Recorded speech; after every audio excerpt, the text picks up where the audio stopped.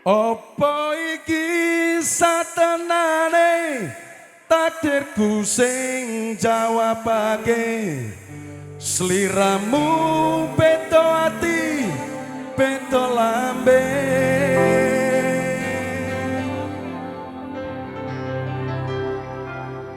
ora temu ya ora temu wis lah kadung.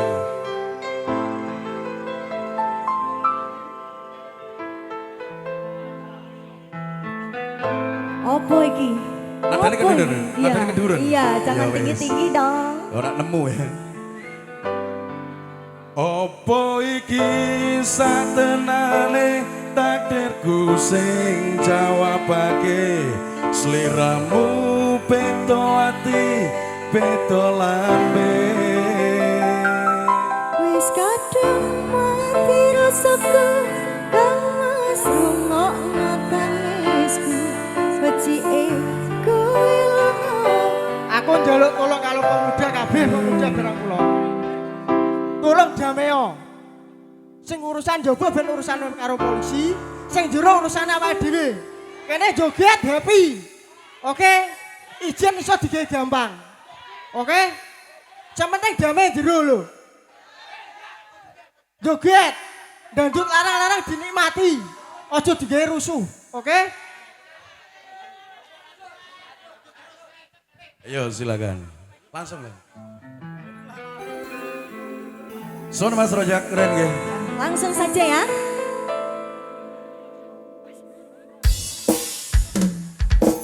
Diraja. Wis dianggap pelatihan wae no Pak.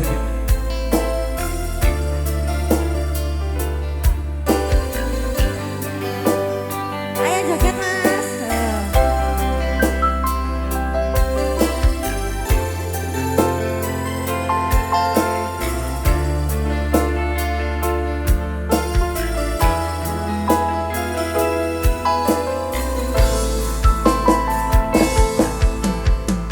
Keneng opo sifatmu saiki wis beda kowe ninggalke aku mentingke wong liya opo rasa tresnamu saiki wis sirna kaya lunga ing pinggir segara.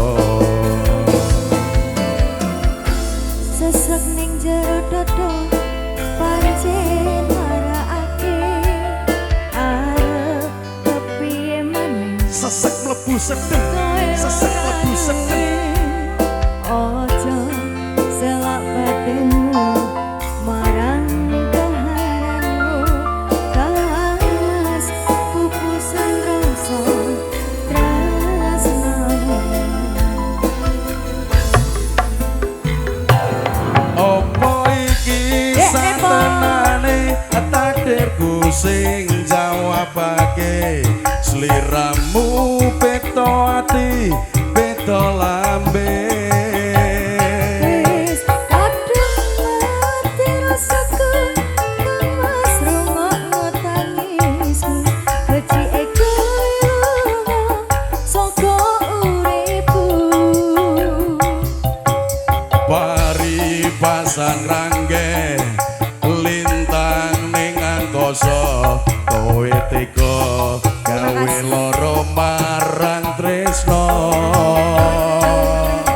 Iki wis dalanku pilihane wong tuaku sepurane gawe loro ati. Liring Ayunda sesek lebu sedeng sesek lebu sedeng sesek lebu sedeng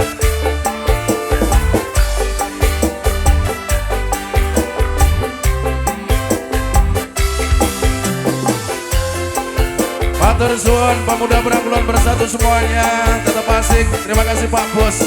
Matur suwun Pak Bos. Berkah selalu. Mas Bendel sabar ke sliding istirahat dulu. Sesek mlebu sedeng Iku lho. pancen Ha.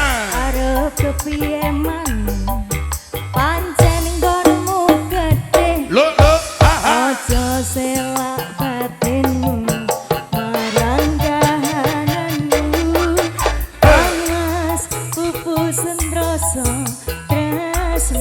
Siap, teman-teman Terima jangan sampai kasih. maju semuanya. Dek Repo.